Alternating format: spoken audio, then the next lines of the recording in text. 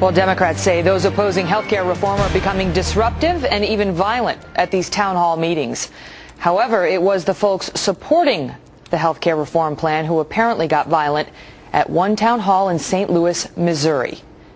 Take a look at the tape. I don't want to get involved in that at all. And there is another one happening on screen right. The one on screen right involves Ken Gladney, the victim, who was there just to sell merchandise. Now, his merchandise did have an anti-reform message. And Gladney says he was beaten, kicked, and called a racist by members of the Service Employees International Union outside of that forum. The union members had the navy blue T-shirts on. 2 days later, Gladney found himself in a wheelchair, and he and his attorney now say they are going to sue the SEIU union, as well as those responsible for the attacks on him.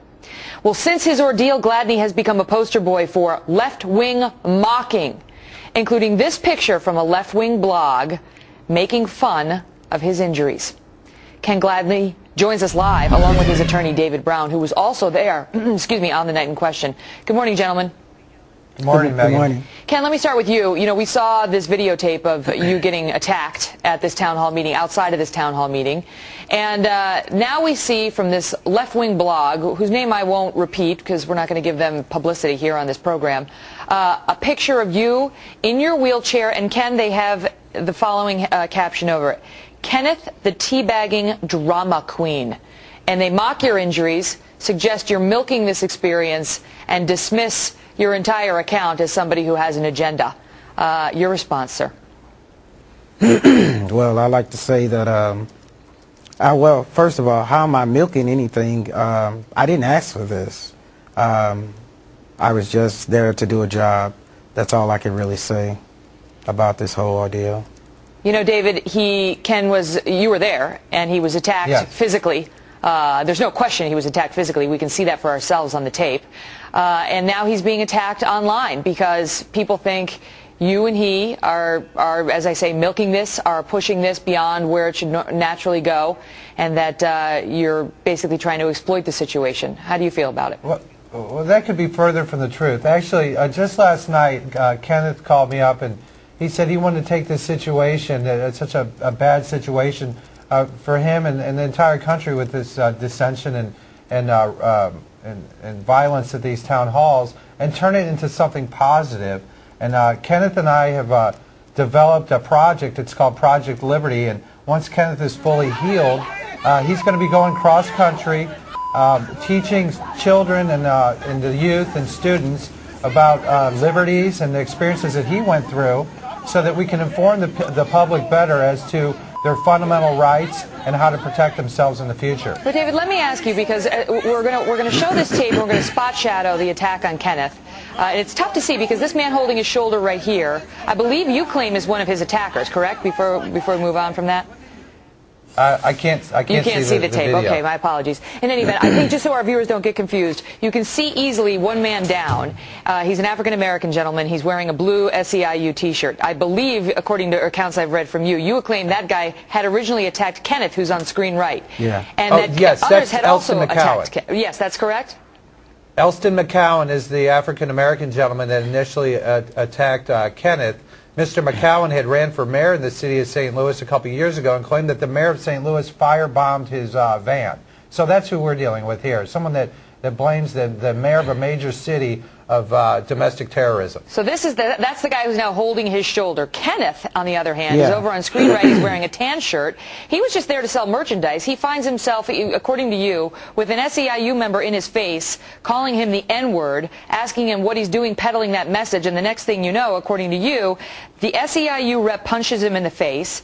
David, I want to get you to expand on this. You say Kenneth went to the ground and then two other SEIU reps jumped on top of him, yelled racial epithets at him, and kicked and punched him. But I have to tell you, I did not see that on the videotape, and I just want you to explain why what I see on the videotape is just one guy jumping on top of Kenneth and taking him down from a standing position. Well, you'll see the left-wing blogs will complain of this quite a bit. The problem is, in the real world, when there's a fight, it's not like you have a camera trained on a fixed point and you're expecting a fight just to come along like something out of a movie.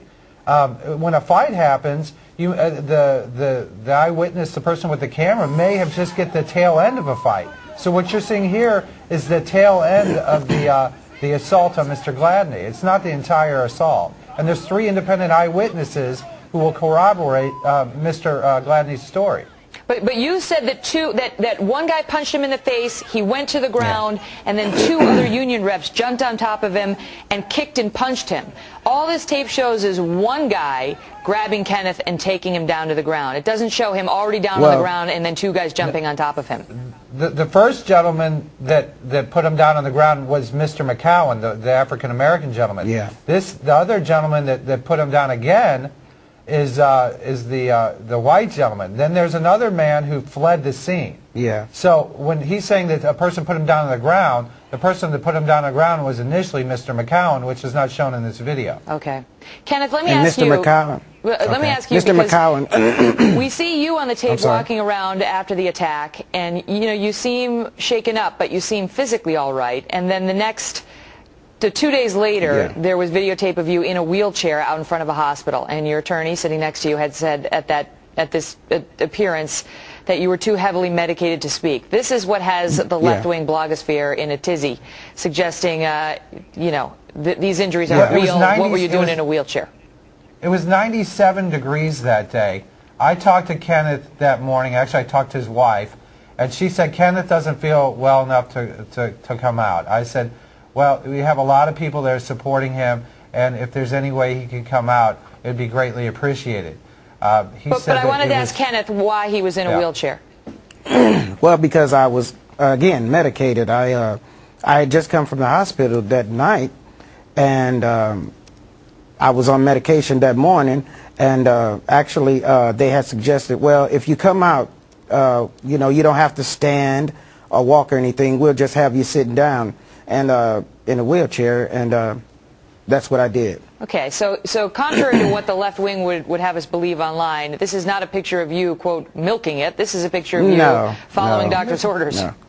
And even Mr. McCowan, he laid himself on the ground after he kicked me, after the other people were jumping on me and kicking me and stuff. He laid himself on the ground. So you're going back to the videotape saying your attacker suddenly was on the ground next to you after he had attacked you. Yeah, he was crying to the police officer, oh, my arms broke, my arms broke. How can you, if his arms broke, his arms broke from hitting me in my face. Kenneth, just one last word, because since they're calling you Kenneth the teabagging drama queen, do you have any affiliation with any of these tea parties? Were you there pursuant to anybody's request or as part of any movement or opposition group? No, I was just there, like I said, doing a job. I was there distributing flags and everything and buttons.